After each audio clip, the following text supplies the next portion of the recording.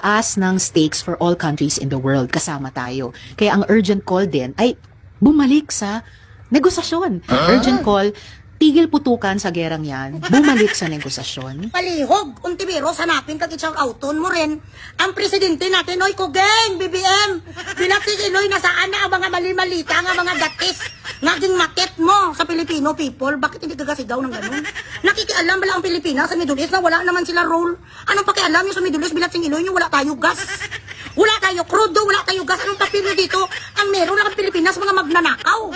Dapat kung may mga lugar na mga ang kanilang problema nga mga korupsyon, doon kayo mag-join.